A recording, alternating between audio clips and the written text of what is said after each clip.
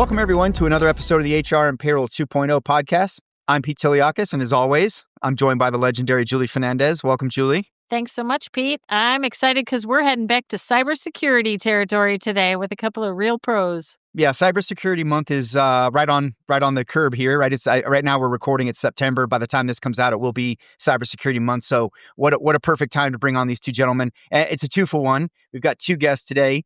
First, Dante Jackson, the founder and CEO of, I hope I'm saying this right, is it Serket-Tech? Yeah, that's always tricky for even the people who work here, so I don't feel bad.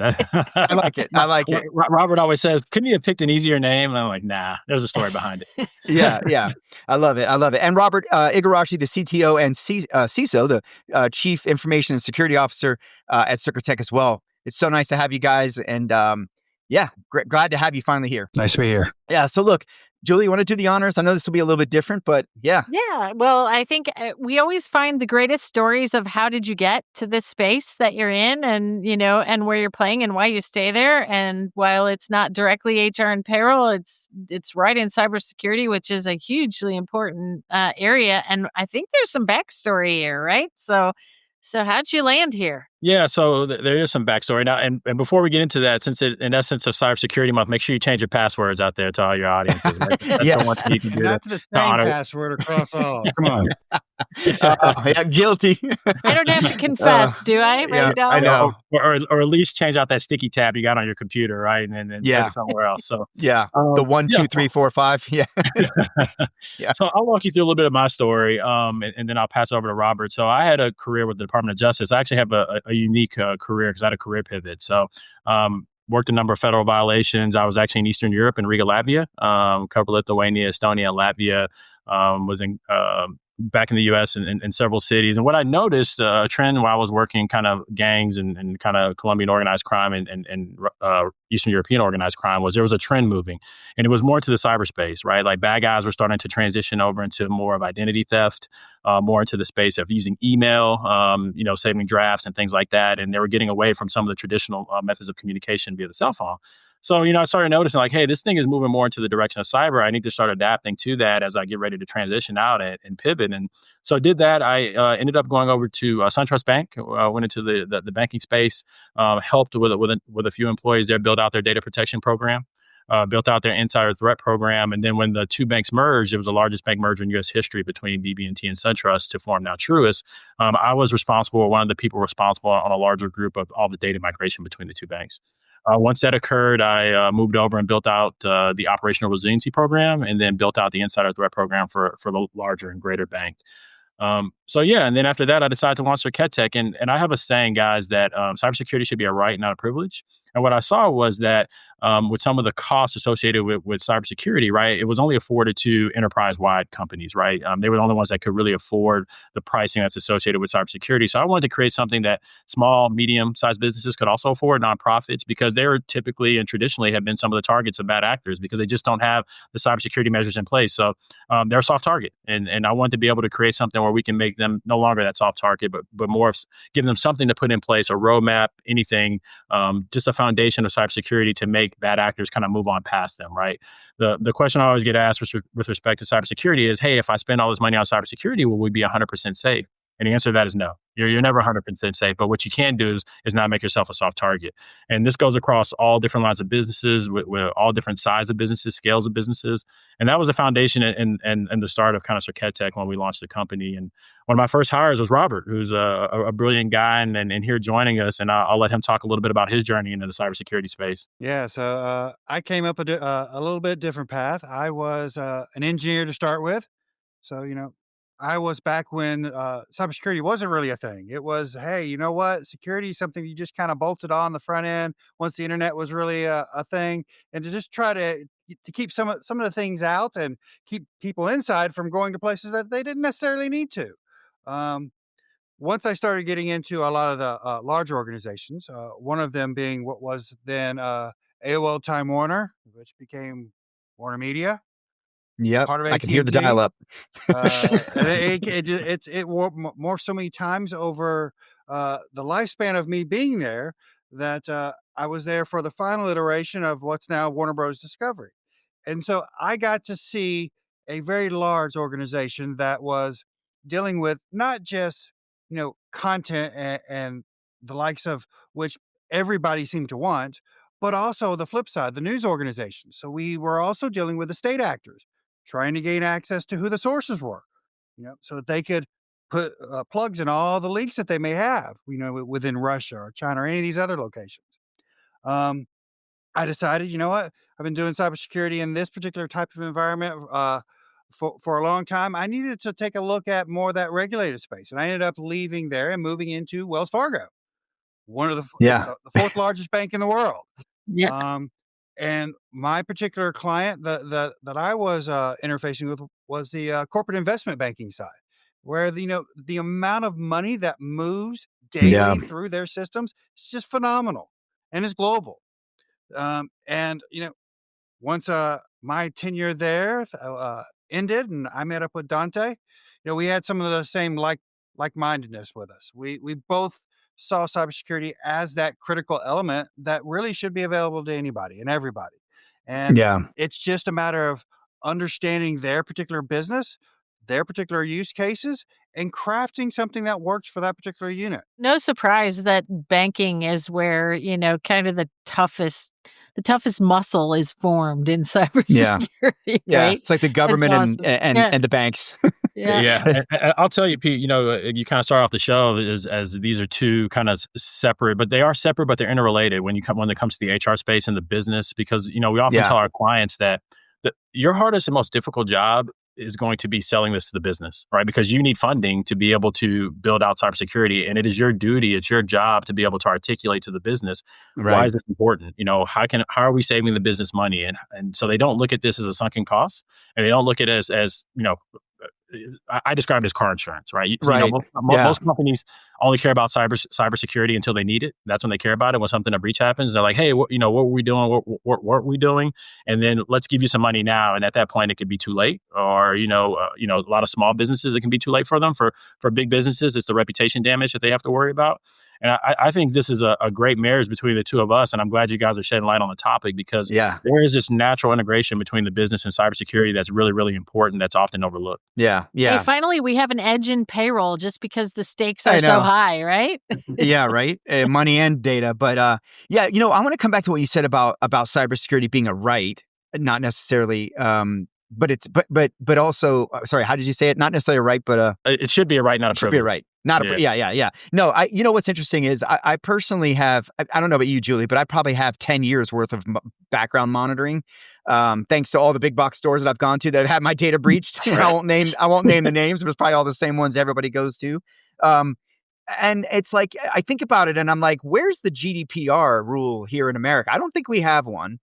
Do we, Dante? I don't know. I mean, is that part of that right? Maybe the government's making some better protections to hold these companies accountable for this? Yeah, so California, they have something very similar, Yeah. they've rolled out, and eventually, sometimes we're all a little late to the party, right? Yeah, yeah. You're the first one to kind of do stuff, and then we'll eventually adapt. But yeah, and Robert, you can really talk to this because you're in that GRC space, but the regulation is important. I mean, that's what Yeah. enforces, right? That's what forces the big companies to eventually say, okay. And that's why both of us coming from the financial space and banks, we were coming from very regulatory heavy spaces. So we're Yeah. very, very, very used to heavy documentation, right? Appeasing regulators, like ensuring that we have proper controls in place. And what we Yeah. find is when we go into these global companies, and you guys would be shocked and horrified, Yeah. they just simply don't have that accountability. So they just, they kind of let things go by, and there's not that enforcement mechanism there kind of forcing their hand to make these changes. And Robert, I'll let you add on to that. What are your thoughts around that topic? Yeah, I mean, that is one of the issues that we do have here in the U.S. is that we don't have one clear, concise framework that really does have some teeth to it to hold Yeah. companies accountable. Yeah. States themselves, individual states are tackling this in their own way. California just happens to be one of the ones that everybody happens to know about because they have a very large population. But a lot of different states have different levels of protections out there. Some of them are just around making sure that the breaches themselves are reported within a timely time frame. Other ones are going to be around being able to allow users to be able to remove their particular data from being utilized Yes. within the company at all. But Yeah. there's just not this nice cohesive tooling or framework that we could all just tie into to make sure that we're adhering to, like a GDPR. Yeah. Is there even Agreed. an organization that would be the organization that would naturally take the lead for that? Or is that also part of the problem? Yeah. Is who even owns creating the framework? FCC, right? Or do they? Um, Or they only they're kind of over the internet, I well, think, aren't they? that's part of it. Yeah. There is no real concise answer as to which one should be doing it. You know, Right. Yeah. because we are very reactive. I mean, we know Yeah. that. Yeah. We're very reactive here, and we try to be as free as possible.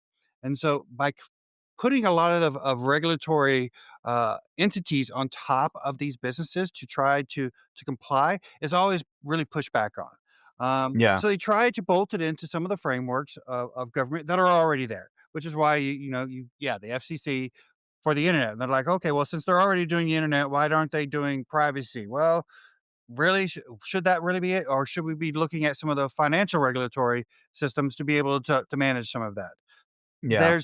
It's even there when they start looking at what should be put into place, it's a mishmash of different groups that don't always agree. Yeah. I definitely think we need something. I mean, I think we read it was like the third largest economy in the world is Bank of America called cyber threats the third largest economy in the world. It seems like that's a lot of waste of our GDPR. You know what I mean? And a threat to our industry that our government would maybe do more to kind of, to your point, regulate some of that. But yeah, I guess we could banter that around for a day. One of the things I like that you guys talk about, I think this might get lost in cybersecurity, at least from my IT experience, if you will, is you talk about the human factor. And I've read that there's something like 90+% of attacks are based on like phishing emails and just silly things that could have been prevented because of maybe just somebody making a bad decision or bad practice. Talked about that human centric part of it, because that's a big piece of our world in HR and payroll is just all the human sort of weaving of what we do. But there is a huge human factor in all of what you do as well. Yeah, no, I mean, it is huge, right? So, I Yeah. mean, you have to think of it, Pete, the employees are your first line of defense, right? When it comes to cybersecurity, because they're the ones that are not clicking on things they shouldn't be clicking on, or Right. or kind of, identifying something that may look like a scam. And listen, back in the day, you kind of get these emails, the grammar was off, hey, I'm a prince from Zamunda, and my daughter is in university. Can you send me a check or a wire? And people kind of fell for that for a little bit. But now Yeah. with the incorporation of AI, I mean, you can send these very clean and pristine emails, right? That have proper grammar, proper English. You don't have those signals, right? Those key indicators that were there previously that, hey, something may be off. You have to really pay attention to the Yeah. emails, right? The headers, what's in some of these behind the scenes of the email itself to try to catch what's going on. And we tell everyone, listen, your employees are your first line of defense. And that's why training's so important. And kind of emphasizing and making sure that your employees know what to look for, know where to report things to, know where to report phishing emails, because that's the concept. That's the idea. That's the strategy. That's the number one way that bad guys get into large enterprises, get into any company is by phishing, right? By trying to attempt to get those passwords and working their way up through the organization, starting as low as they can and working their way up so they can get the passwords they need and get the access they need to access the systems and the infrastructure in the enterprise and move around. I can't hear that without thinking about the funny little video. Like I think folks have tried to make those the videos that show, the potential funny, short, quippy, just interesting so that you'll actually read and watch them, Well, there's a lot of trickery to these things sometimes. I feel like my mother-in-law is constantly battling this, right? She's always she's getting older and she's starting to deal with some of these issues. And it's like my wife just keeps saying like, well, why does she click on this? Why does she do that? And I'm like, well, it's just some of this stuff is very good, right? I mean, I get texts sometimes. I'm like, I don't know if this is a person I know or not. And so it is deceptive, especially when you're running through an airport or I've been in those moments where I did click something that I shouldn't have. I had one last year that one was going around with the invoice, right? Like someone sent me this thing like, hey, here's the invoice for whatever. And I'm like, oh, that's my customer. Okay, that's weird. They're sending me that. And then after I did it, I'm like, whoa, I quickly figured it out and addressed it. But it's so innocuous, but it's also getting really aggressively good at deception, right? Especially with AI and deep fakes. And I mean, what's that like now for you guys? Yeah, I mean, but you have with all those things, this is nothing new. Social engineering has been Yeah. going on for quite some time. I mean, there's a book out by Kevin Mitnick. If you haven't read it or listened to the book, he talks about how social engineering is the key component to being able to gain access to any system that's out there. The tooling now just puts those social engineering capabilities at everyone's, it puts it in their hands. You Yeah. can go online and utilize these AIs to impersonate somebody visually, audibly, so that way, when somebody calls you, it can sound You don't just know. like, the Yeah. person that you think it is. And then the age old way of sending an email, I go way back with some of these, the whole I love you virus. Well, that post was out there where everybody clicked on it and took down mail servers everywhere. But they're feeding on the base need of any human to want to respond to particular types of stimuli. And AIs just make Yeah. it easy. I'll add to that, Pete and Julie, we're talking right now about the external threat, and I hope we get a chance to talk a little bit about the internal threat, because I think Yeah. that ties directly into the HR. When I was building out the insider threat program in the financial space, to be frank, that was some of my biggest battles. Yep. They were kind of working with HR and trying to become allies with them to get the data that we needed to incorporate into the tool so that we can get those, to make the tools better, right? When you have these Yeah. SIMs and these user behavior tools, right? They're only as good as the data you can feed it. And a lot of times that becomes a battle between cyber and HR, because HR is trying to protect the employee. They don't Right. necessarily want to release certain data. Some companies are a little bit more flexible than others. And, when you're in the financial space and you work for banks, sometimes they're a little bit more employee friendly, which is not necessarily a bad thing. But when you're trying to combat, insider threats, it can be very, very difficult on that Yeah. side.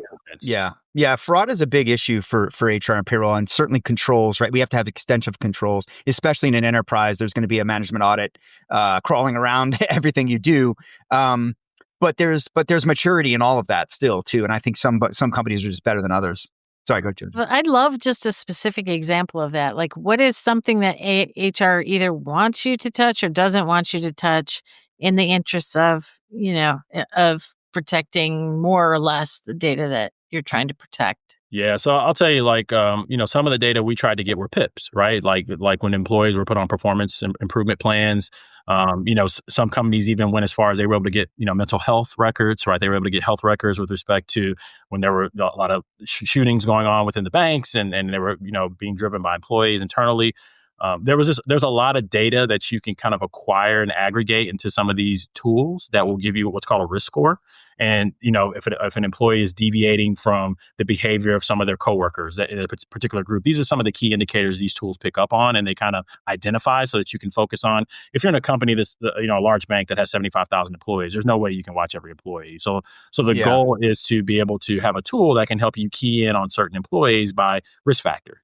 And a lot of times with HR, they simply don't want to give that data up, or they're willing to give up some things, but not some of the really, really, really intimate things that can really set you apart, right? Can really drive the tool so that you're not getting so many false positives. And it was a battle. I mean, it was a battle with legal, it was a battle with HR. I mean, it was a battle offline. I had good relationships with them, but they just are very, very protective of some of that data. It's a very slippery slope with that piece of it, predicting when someone might do something, right? But there's also, it reminds me of. Yeah. That's what it sounds like, right? I mean, but you're right. I think there are behaviors that you can look at and see when someone's not following controls or they're deviating from processes, that there is often fraud sometimes on the other side of that.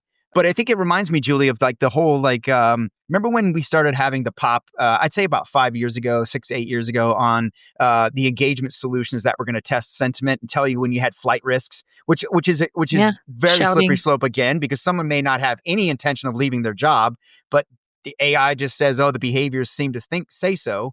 Yeah, slippery slope, right? I mean, are we talking Minority Report, Dante, or are we talking more just monitoring tools to pick up on trends? Yeah, a little bit of a combination of both, right? Yeah. I mean, there's some predictive behavior in there, but at the same time, it's the analyst's job and role to kind of go through those details, right? So just because someone bubbles up and has a high risk score, it's your analyst job to kind of triage through those. What are those indicators? Why are they working at 3:00 in the morning and the normal behavior for their group is 9 to 5? Well, maybe they just couldn't sleep and they jumped on their computer.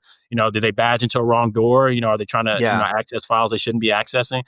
But typically when it comes to an insider, it's going to be that one thing. A true, really good insider is not going to be doing multiple things. They'll do one thing, and it's kind of up to a good investigator, and that's where the investigative component comes in to be able to say, hey, something's going on here. Why is a person on data protection, trying to get into wealth files, of client data? That's a little weird. I think employees just naturally wonder too, is an element of that, like watching internet surfing or, keyboard clicks or the things that you see, publicly with large other types of threats where there's been posting on social media pages and evidence that way. Is that a big part of it, or is it more, some of these other more PII type data elements? Yeah, I think that's where it gets slippery. When you start to look at people's personal LinkedIn page, when you're looking at their Facebook pages, when you're starting to look at some of the personal conversations they're having and monitoring those. And again, there's software out there that picks up on keywords and violent terms and things like that. But when you start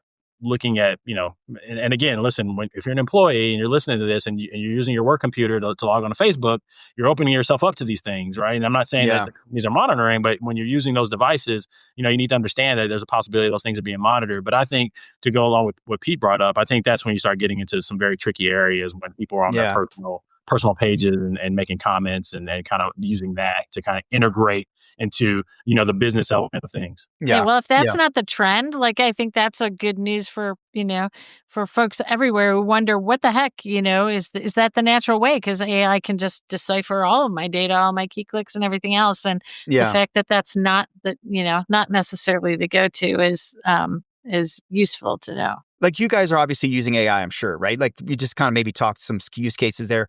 What is sort of the newer threats, and how are you guys using artificial intelligence to help you in the same way you're probably being attacked by our AI? Yeah, I think, and this is the best way that I describe AI, and Robert may have another way of doing it, is, AI is a great way to help triage through things, right? So in a traditional SOC model, you may have 15 SOC analysts working, multiple shifts, overnight shifts. Well, with some of these new AI models now, you can reduce those numbers down, you may only need one or two analysts now, and you can let AI do some of the triaging through some of the alerts and really condense and reduce that amount of manual work that's needed and required by personnel. And I think from an HR standpoint, that's how companies save money, right? That's how you reduce some of your spending, right? And be able to move that over to other areas. How about just kind of this mix of what cybersecurity is and execution for you guys? I mean, are we talking mostly tech to do that, or are you guys? Is it a mix of expertise? And obviously, it is a mix of expertise and tech. But how much is what you do technology? Technology is a piece of it. It is not the end all be all. The way I like to look at things, Dante brought this up: GRC, governance, risk, and compliance. All right, that's your underlying foundation of everything that you're going to be doing. It's how you're going to run your business, how you're going to track all the ins and outs of your data, how you're going to ensure that your infrastructure is taken care of. Once you've built that out, that's not technology. That really and truly is, people and process, the other two sides of what we usually deal with within cybersecurity. We can then start looking at technologies that build upon that take into account what we need from a GRC space. Do we need to have multi-factor authentication across everything? Or are we able to classify our data in a particular way to say, hey, for these particular applications, because of the types of data that they have, we need to make sure we put these particular technological security controls in place. Yeah. That allows a business to do things that are smart for them, reducing their costs, reducing some of the complexities that may be there for an employee, while still providing a level of security that's needed for the organization. Are companies how do you mature along this continuum as a company with cyber? Is it a matter of sort of dealing with issues and reactively learning and saying, okay, we're going to do this differently? Or is it more of starting with, knowing what good looks like, working with someone like yourself or whomever to get this set off on a good path? Because I think we would equivalate that to HR as well, right? There's a certain amount of reactiveness that HR has done to transforming itself and doing the right things. And then there's a bit of those who've gotten off on a good path and continuously built on that. what's the mix out there? Are you seeing a lot of reaction, or are you seeing a lot of folks get off on the right path? It's a little bit of both to go along with your example from an HR perspective. You there are great standards that you can start from. Yeah. Right? They're public standards that are very broad in scope, and you can start with those and begin to build your program from those. But it's not going to be an end all be all. It is an iterative thing. You need to be constantly looking at how your business runs, what sorts of new risks are possibly coming at you.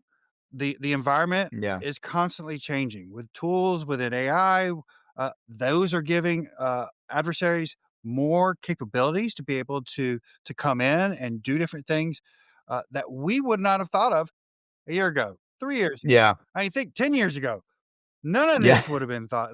Right. Right. Minority Report was a wonderful example that you talked about.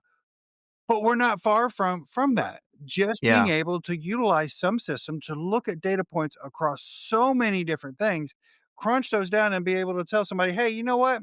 Based upon all these different factors, maybe you need to take a look at this person." So look, I want to talk about maybe giving some advice to any business leaders, but particularly HR leaders, because that's who we often are speaking to. What if you're in an immature organization who isn't really where they should be, maybe on cybersecurity, and you are a finance leader, an HR leader, whatever?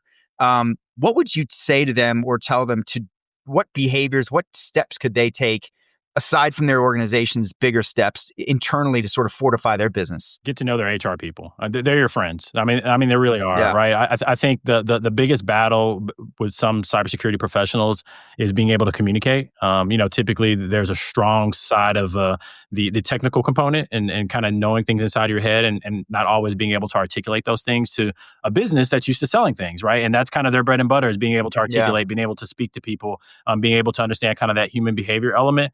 And I think there needs to be an understanding kind of from both sides, that sometimes you're dealing with people in the cyberspace that aren't always the best communicators, and they're really trying to they're in their silos, they're in their space, they don't really understand the business. So they're in a space where they're looking to defend the business, and they don't really understand all the ins and outs of what's going on outside of it.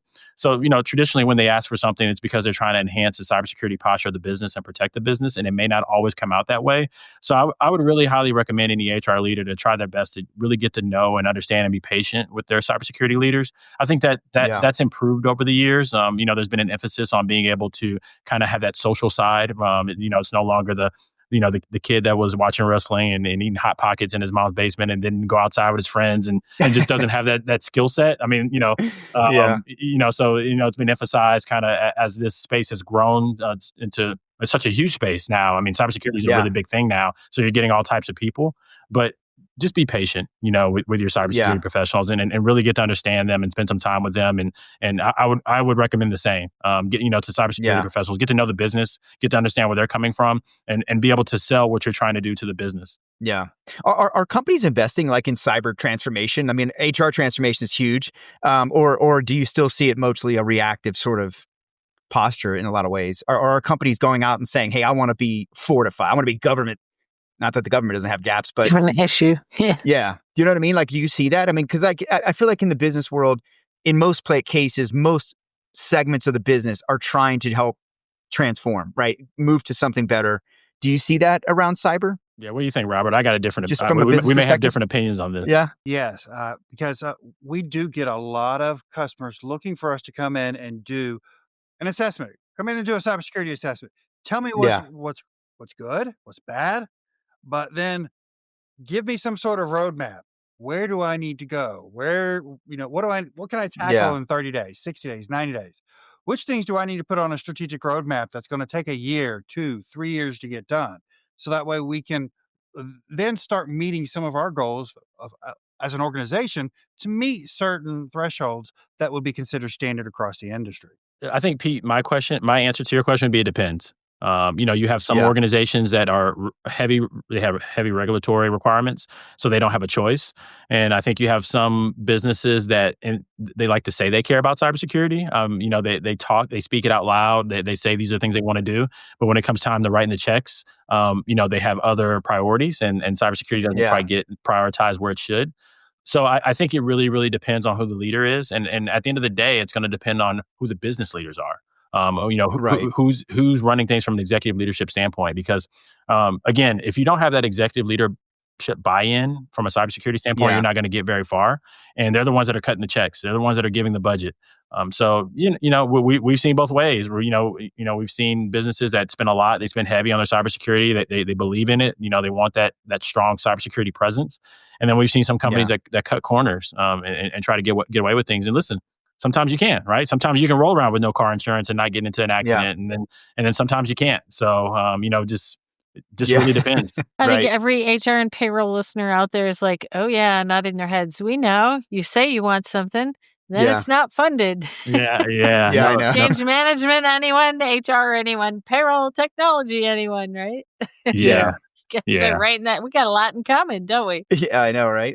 Dante, what are some of the key, like, what are some of the new things people are doing? Like, I know, obviously, there's, like you said, being very careful with your email, what you open, not sharing passwords, changing passwords regularly, 2FA, lots of that stuff, right? But what are kind of some of the emerging tactics, I don't know, strategies, if you will, around cyber that you're seeing companies kind of start to adopt, maybe? Yeah, so everything you named is kind of like the traditional, Yeah. like, hey, don't, make sure you rotate your passwords. Two-factor authentication has really come in really heavy. You're seeing some of the biometric stuff come into play now. Also, the KPI cards, right? Coming in with those things from the kind of the government space. But I think what I have seen is really the emphasis on education, because the email is just so Yeah. important, right? I mean, just making sure that you can identify spam. Being very careful of your cell phone, because now what we're seeing is a lot of companies are going away from providing their employees with cell phones. It's a cost reduction.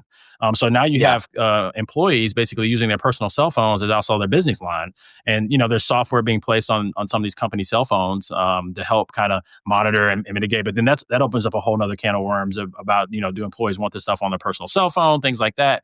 But I Yeah. think when you are commingling the two, you are allowing your employees to use their personal lines to their business lines. You have to be very careful with that, because that can expose you to malware, right? Because customers are checking their Right. personal email, they're doing things, and they're also using it on their business, checking their business emails. So those are things that you also have to worry about.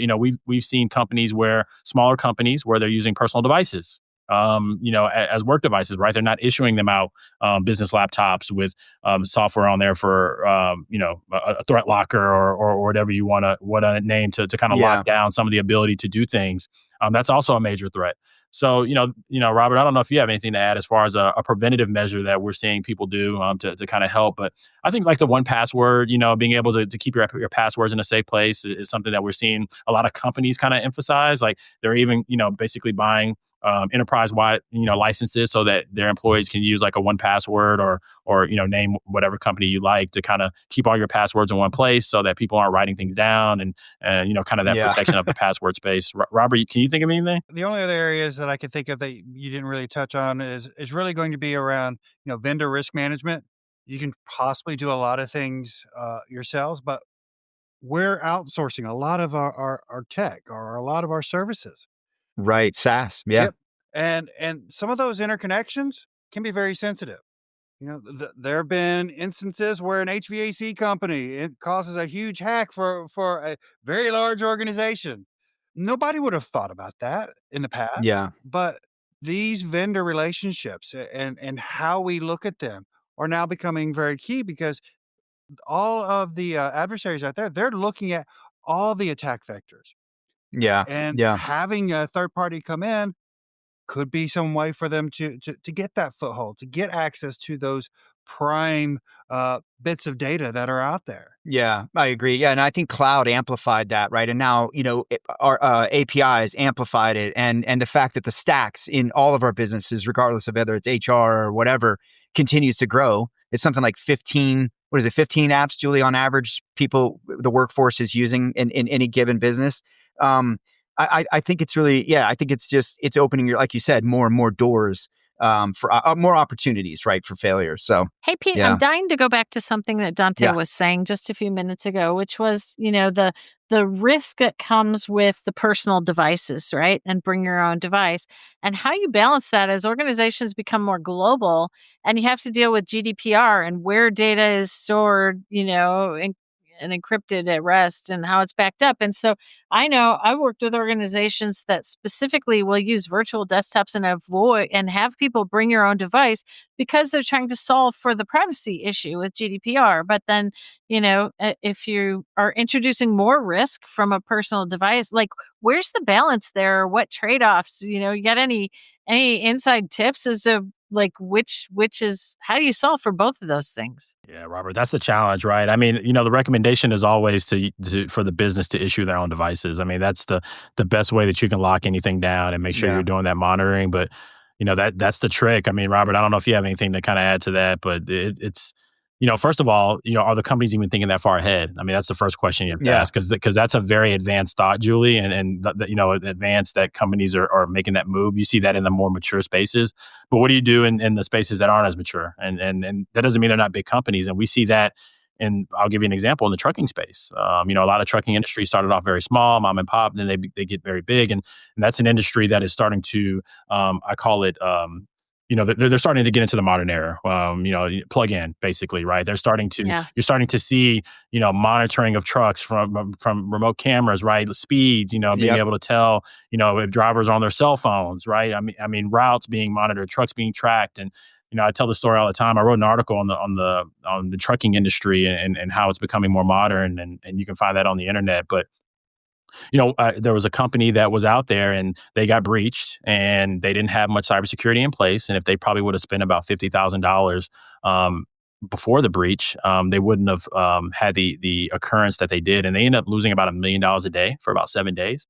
And it wasn't even the Yeah. money they Wow. lost; it was the reputational damage because what happened was they Right. couldn't find their trucks. So you had all these trucks all over the country that were looking to deliver goods and services to their clients, and their clients don't care about their cybersecurity issues. They don't care what happened to them. They're wondering where their stuff is because you're impeding their business because they're waiting on you to deliver their stuff to them. And Yeah. it really, really took a toll. They, in this particular company, they do speeches at trucking association conferences and things like that of a lesson learned. But we try to tell people that take the preventative steps now. Try to do these small things so that you don't have to deal with the bigger issues that maybe you might not be able to Yeah. overcome depending on the size of your company. Sorry, Yeah. Julie, I kind of diverted a little bit from what your original No, question was, that's all right. but Robert, did you have anything to kind of add to Julie's original question? With that original question, this is where the business and the technology teams really have to have that communication. All right. Because if you have a business need to cut costs, you don't want to have devices that you want to send out to everybody. Well, that's fine, but there is a ramification to that. And that's your technology teams have to understand what it is that we're trying to achieve so they can build the appropriate infrastructure and architecture to still be able to support that. It doesn't Yeah. mean that I can utilize my personal laptop to just gain access to anything. Well, you have to put something else in place that can serve as that intermediary, as you mentioned, like a virtual desktop type thing. Those particular types of technologies Yeah. are meant for a workforce where you want to maintain control of certain types of data. They can still possibly utilize, Word and Excel for some of the different things locally if their normal work doesn't deal in sensitive information. Yeah. But all those things have to be taken into account as a partnership between the business and the Yeah. technology teams. Whether it's just traditional IT or also with cybersecurity teams in play, if you have them as three separate silos. Yeah, and legal and risk, right? Oh, Who yes. ultimately has the whole privacy thing that they're trying Yeah, to we deal with. we see that more often, I think, in HR. The relationship with IT is getting closer and closer and closer, and it certainly has been for a while now with HRIS, leads and that sort of thing being embedded. Maybe we'll see some cybersecurity and bigger bigger HR and payroll organizations. I don't know, but I think that one of the things that they do struggle with is business continuity and data recovery. Right, a massive, massive issue if you've got to run payroll, if you're managing a workforce. And a lot of them just are a bit neglectful on it. Like it's kind of like some will do it and then it just sort of never gets tested, or it just stays dormant and doesn't grow and stay alive and continue to evolve. And then you've got others who fundamentally don't have anything. And then you've got others who are very mature with it, where they are working very collaboratively with IT and risk and controllership to make sure that they're squared away. But do you see BCP and DR kind of in your world? Do you come across that a lot? Because it's a big issue for us in payroll and HR for sure. Should be a bigger issue, I guess. Do you guys help companies deal with that and maybe prepare for that? So absolutely. Yeah. It's one of those things that come up in a lot of the different certifications that people are looking for. If you're wanting to get a SOC 2 Type 2, well, you've got to be able to demonstrate that you have a BCP plan, that you have a DR plan, that you're testing these particular plans. You've got to be able to provide the evidence for that. And the same thing for many of the other ones that are out there. If you were going to look at getting a high trust certification, same thing. These are what are showing not only are you good from a cybersecurity point of view, but you're good from a business point of view, a technology point of view. So that way your clients understand that their data or their services with you are protected. Just coming back to this trend and to the trends talk, right? And along this lines, right? We've had more than once in history, data breaches at major HR technology providers. We had one just in the last few years that was really massive. And I've seen an increasing number of organizations really encouraging their customers to get away from the private cloud and get onto the public cloud for more sort of fortification at that enterprise grade scale. You've got Amazon and Google are protecting the world's economy in a lot of ways with their cloud, or hosting the world's economy, I should say. But what's your thoughts on private versus public cloud? Have you seen that same trend? Yeah, I think it depends on what you can afford. I mean, and the cost, right? Because there was a trend, a few years ago where everyone wanted to move to cloud, right? And now we're starting to see this trend where some companies are going back to data centers because the cost, they didn't realize how much it was going to cost, and with the amount, the petabyte, I mean, just the amount of data that we're acquiring now, it's just insane, And back then there wasn't so much data, and now there's just so much data, and the cost is just being driven up. That's like, oh my God, we can't afford this. We need to move back. So we're seeing both sides. I think at the end of the day, it kind of depends on, really, really what you can afford. Robert, I don't know if you have a different thought on that with respect to private versus public, but both have their pros and cons, in my opinion. Yeah, I think it depends on the organization too, right? Some companies, some like entities like the government can't necessarily be on a public cloud, I don't think, or could in certain parts, but not others. So they've got their own public cloud. I mean, right? They have their their Gov cloud that's hosted by Microsoft or AWS. Yeah, but it's built specifically for their type of security needs. Right. Really and truly, for most companies, the public cloud, it's just easy. It's easy to implement. They can lower their cost of entry into technology, but it's not a end all be all. It's not a quick fix, especially around cybersecurity. It's infrastructure, and just like anything else, they have something out there that will meet the overall need of everybody. You have to be able to know how to properly configure things so that way your particular business is secure. It's not inherently secure out the gate. It sounds like you guys have a very adaptive approach to the way you have to look at cybersecurity. It's not a one size fits all, it isn't. Is what I think I'm hearing throughout this. But look, I know, man, we could go on. And I love these questions, man. I could just ask you guys more and more. But look, man, what are we talking about 5-10 years from now when it comes to cybersecurity?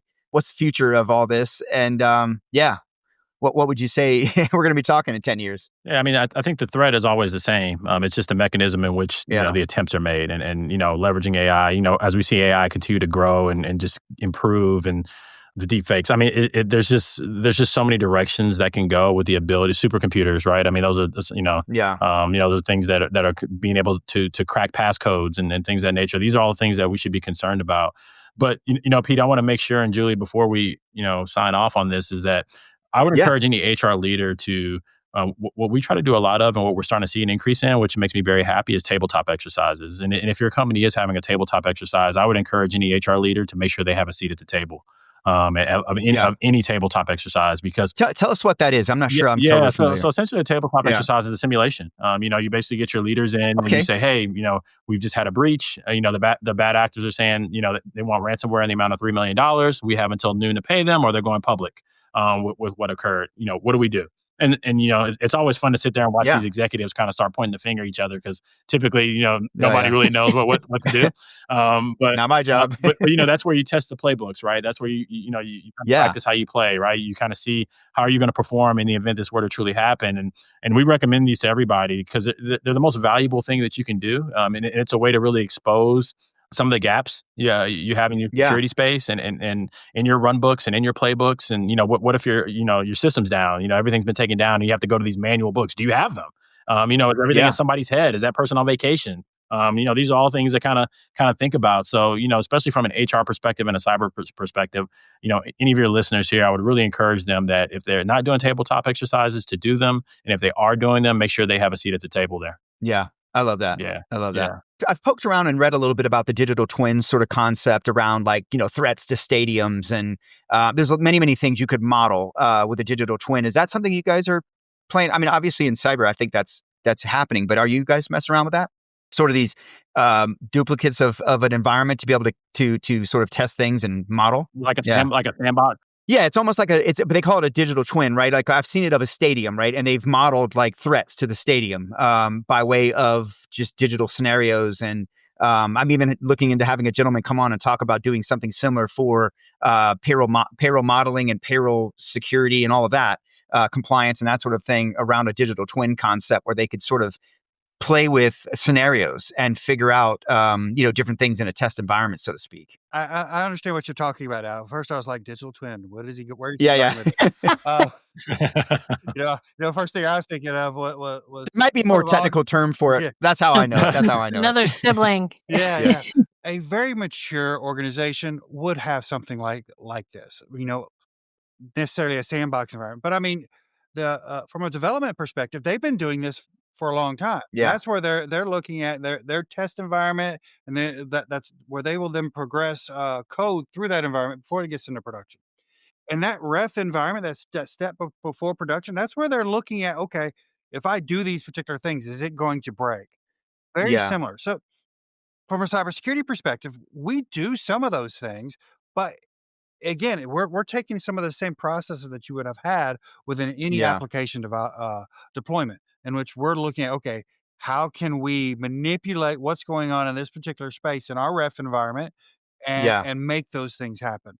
But that's really from the companies that Very have mature very organizations. Yeah. mature cybersecurity practices. Yeah, it's fascinating though, these tools, right? I mean, all the tools, the better, I think, for us to be able to fight against these things. So look, anything else to wrap this up? And where can folks get in touch with you, gentlemen? I'll make sure I have your LinkedIn, I've got your website, but where can we get in touch with you? And what else would you maybe close this out with? Yeah, so we're on all the social media. We're on LinkedIn. We have an Instagram. We got a website that we're making some pretty cool enhancements to. By the time this gets pushed out, it'll be live. So we're excited about that. But Pete, Pete and Julia, the thing I'll leave you with is kind of our initial conversation. It's about data. Make no mistake about it. Cybersecurity. Bad actors. This is a modern day bank robbery. This is what we're facing, right? They are coming for your data as a business. I mean, that is your value. That is what makes you unique as a business, is your data, and that's what they want. And and we see way too many times in businesses where people, companies don't even know where their data is. I mean, they literally don't. They don't know where it's housed. They don't know what critical data they have, what confidential data they have, what intermediate data they have. And I think as a responsible organization, you should know where your data is and you should take steps to protect that data. And I think if you just kind of keep things at a basic level from cybersecurity without getting wrapped up in, it's very easy to get caught up in AI and quantum computing and some of these very high level things that are occurring in the industry and they're fun to read about. But if you just take things from a fundamental basic, do we have policies? Do we have manual policies in place? Do we know where our data is? Are we doing tabletop exercises so we understand what to do in the event that we're breached? What are people doing on these devices? Are we monitoring these devices? Are we educating our employees? I think those are some of the things that if you're not a mature organization, those are the things you should start thinking about. And those are a foundation that you can grow from a cybersecurity standpoint. And I think if you're listening to this podcast, those are the takeaways I hope you walk away from this conversation about, is kind of starting at a fundamental level, and then you can eventually build to where you are a mature organization from a cybersecurity perspective. Yeah, I love that. I think it is very foundational. And I think just having healthy habits, right? Building healthy habits around cybersecurity is probably one of the best parts of this. And that's human, right? In so many ways. Well, heck, who doesn't have to even think about that from your own personal device's perspective? Yeah. Yeah. My mother-in-law could need some help. Yeah. Listen, if your cybersecurity hygiene is poor at home, it's not going to be good at work. That's right. That's right. If you're not protecting your own bank account information and your own private data, why would any company expect you to do there? It's like, if your house is dirty, why would I expect you to come to my house and keep it clean, right? Yeah, makes sense. Gentlemen, this has been really fantastic. I really thank you so much. I know our audience is going to get a lot out of this. And look, well, I don't want to say happy Cybersecurity Month. It's too bad we have to have one, but go out there and, like you said, check your passwords, brush the dust off your BCP and DR plans, do some tabletop exercises, maybe do a threat assessment on where you are and figure out what you need to do to get squared away and get yourself in a position of fortified, I guess is what I would call it. But gentlemen, thank you so much. I really appreciate you guys coming on and sharing this with us. Yeah, thanks for having us. You guys have a good day. Thank you so much.